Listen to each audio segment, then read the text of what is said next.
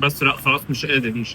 طيب صلوا بينا على النبي. دلوقتي عم شلتت بيقول ان هو عمل فطيره العمده، ودي اكبر فطيره في تاريخ الفطير الشرقي كله، تقريبا طولها بيوصل لنص متر وجواها كميه مشكل لحوم اكتر من نص كيلو. فانا جبت معايا المتر بتاعي وميزاني، وهشوف هم فعلا الكلام اللي بيقولوه ده هيطلع صح ولا هيبقى فيه كلام تاني.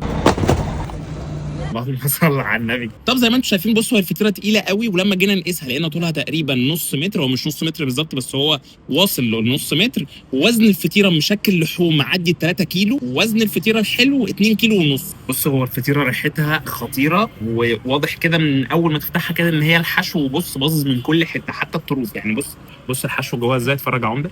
دي زي ما قلنا هي بتبقى فطيره حادق مشكل لحوم.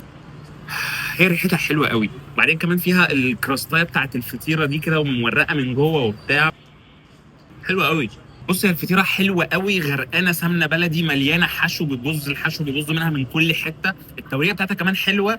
فطيره حلوه هتبسطك. يعني انا شايف الفطيره دي طبعا هي ما فيش شخص عاقل ياكلها ابدا. هي ممكن يركب فيها 3 4 كمان بالمستريح، ياكلوا ويتبسطوا ويقوموا قايمين ومتعشين ومرضيين. بس بعد ما ياكلوا لازم يحلوا بفطيره العمده بقى الكبيره دي. بقى فطيره العمده الحلو تقريبا، مش العمده اللي حلوه، هي الفطيره اسمها العمده الحلو. دي تقريبا يعني هي اشبه بفطيره الفور سيزون، هي بيستاشيو وكندر ولوتس ونوتيلا. بصوا يا جماعه، هي الفطيره تبقى غرقانه صوصات. يعني دي انت قبل ما تفتحها اصلا دور انت هتعمل الجريمه دي فين. لازم تبقى قاعد في مكان مأمن ومفرشك وهدومك وبتاع، عشان ايه؟ ياكلها لغواصه. فطيره كندر خطيره. هو طبعا صوص الكندر لازم تبقوا عاملين حسابكم ان هو مسكر اكتر من الشوكولاته واكتر من الحاجات دي كلها، بس انا بالنسبه لي هو ما ضايقنيش. هي الفطيره اصلا شكلها حلو. بس لا خلاص مش قادر.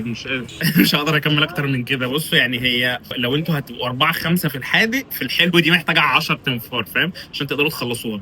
هو ما شاء الله الفطير حجمه كبير قوي، عايزه واحد عمده بجد فاهم عشان يبقى قدها. الفطير طعمه حلو مخدوم معمول بضمير، فيعني مش هقدر اقول اكتر من كده. دي كانت تجربه فطيره العمده من عم شلتت. جربوها عشان بجد الفطير عندهم طعمه حلو قوي. واستنوا في الفيديوهات اللي جايه حاجات احلى من كده بكتير.